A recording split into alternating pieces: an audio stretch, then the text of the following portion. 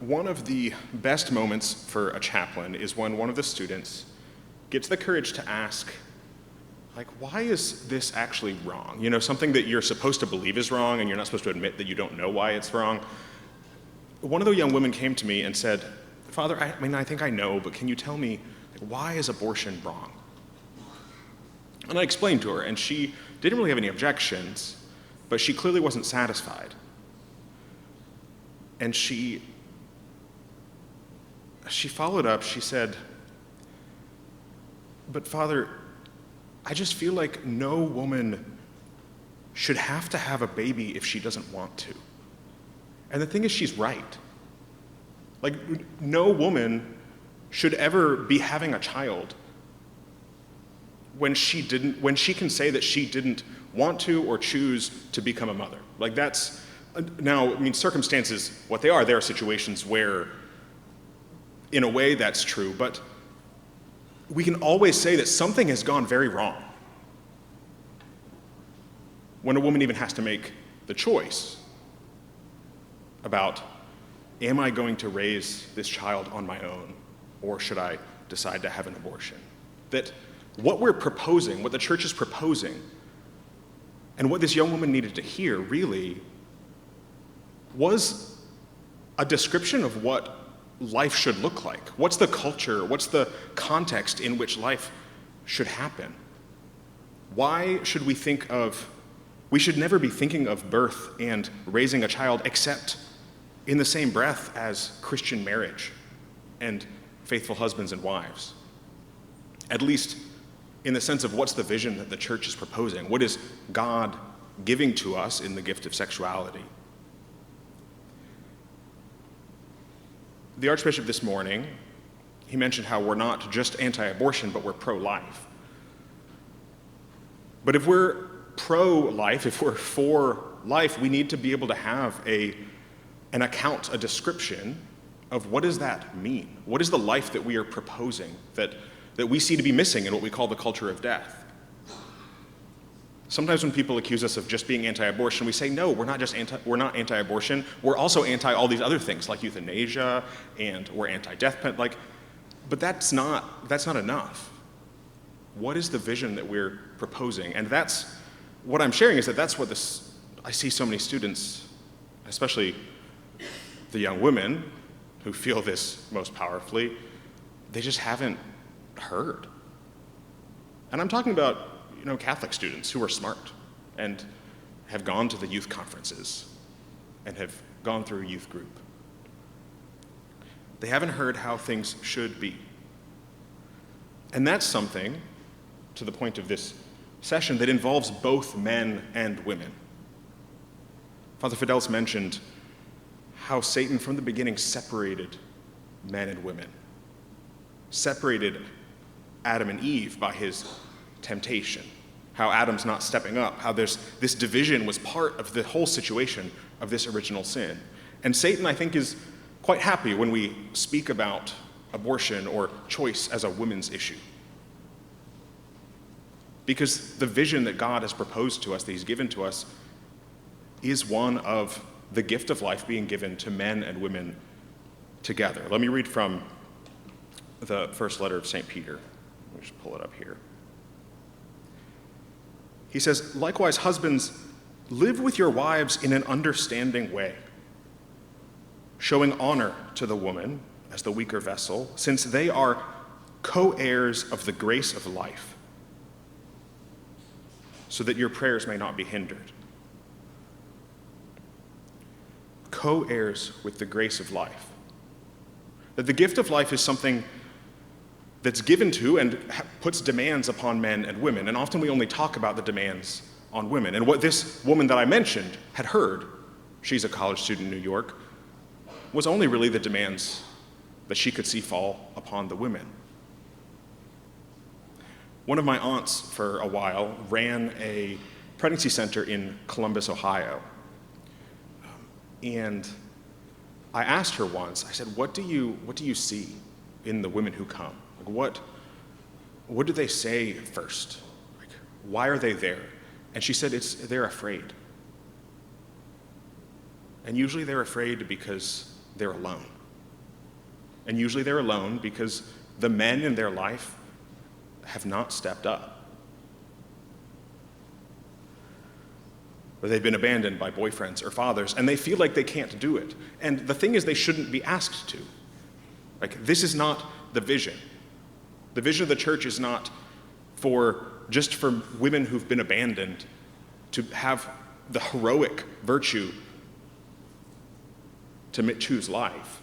The vision of the church is that men and women together should receive this life from God, and that requires that men step up. And this is something that, it's a complicated issue. I'm not a sociologist, but has not been happening in our culture. Abortion is, yes, a cause of many evils, but it's also a symptom, a result of, first of all, the first sin, but then just the breakdown of family. I had a young woman ask me recently, she came to my office, she said, "Father, should I expect the man I marry to love me?" I said, "Yes." But do you see the fact that she's asking that question, and she meant it. I had another young woman, I asked her, "Do you think you'll have kids one day?" And she said, "I'd kind of like to, but I don't know if I'll find someone that I trust to help me take care of them."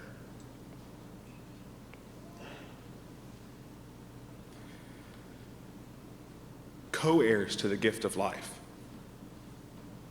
That no one, men or women, should be expected, none of us are capable of receiving this gift of life alone. That's not the vision written into our natures, that's not the vision that God has given us. Which is, it's different for men and women. Like the demands, the joys and the responsibilities and sufferings are a little more biological on the side of women, which makes them less controversial in the sense that they're very obvious. But on the side of men, it's demanded that men, husbands, be faithful. It's necessary for life to be received in the way God intends, that men are patient and receive this gift with patient love. That they are ready without judgment and with understanding when those sometimes surprising and confusing and special sufferings and difficulties of pregnancy and raising of children present themselves. And that's what I find in presenting the gospel to the students, in presenting the beauty of family life to students, in encouraging them in their desires to have a family life, is that the issue around pro-life for many of the young people that I work with, at least, that it's not really about abortion so much, but especially for the young women, the question is, are the men in my life going to step up, or am I going to be left alone? Because they've seen their own mothers, their aunts, their sisters, abandoned in bigger or littler ways, in taking care of their children, in the sufferings of pregnancy. And to be frank, at least to share it, many of the young women, when they're honest with me, they look at some of the images that are associated with pro-life. The woman, obviously, in the last weeks of her pregnancy, and the very happy images, and they feel like they're kind of fake. Because what comes first to their mind, what causes them fear, is that this woman, when that happy moment is over, is going to be alone and not have anyone to help her do the laundry or drive her to the doctor or take care of her child. And we often don't do any favors for ourselves either in forming the young people when we ally ourselves too much with, especially with politicians who may or may not, and I'm not naming any names or anything, but who may or may not show us a vision of faithful manhood faithful husbands and fathers. The point that I want to make, that I want to leave you with, is just that if we want to promote a culture of life at its heart, that we can't just talk about how bad death is, but we have to talk about what life is. And the young people that I work with every day, that I care for, they haven't heard it. They've gone to the conferences, they go to the pro-life talks, and they just hear about how bad abortion is. But they don't hear about what would it mean. Why would I have the courage? Why would I even try to do something different?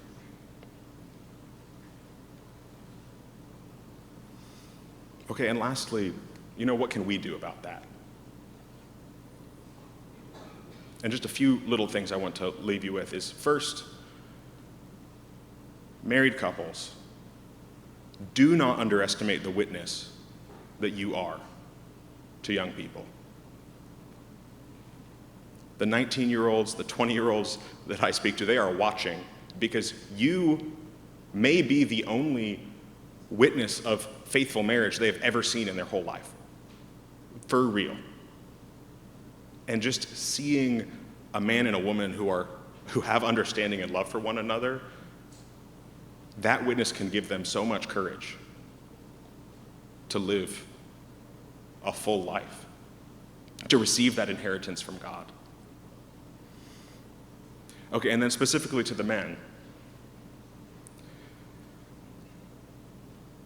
just demographically thinking, we might not have a lot of men here in the room who are immediately involved with, say, family members in a crisis pregnancy, but every single man, in whatever different way, is entrusted with this mission of manhood, of stepping up. Do your wife and daughters know that you love them in a faithful and patient and generous and understanding way? Do your daughters know that you would never abandon them? And then second, are you helping other men live in this way?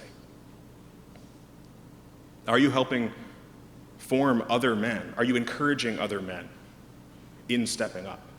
Now, I can speak from my own experience. I think it's probably many of ours here that we need encouragement from mentors. We need encouragement from role models. And it's many of our experience just how rare that is. Whether it be younger employees at your workplace,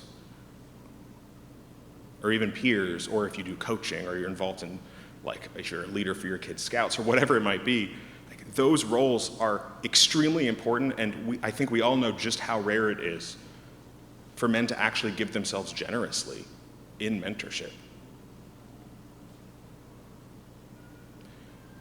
The problems that we face in our culture and the culture of life have a lot to do with us men stepping up and giving the women in our lives confidence that the struggles, the burdens that nature places upon them, some of them being a result of sin itself, that we will be there with them in it. And if we want to encourage women to have the courage to choose life, then we also need to have the courage to be men.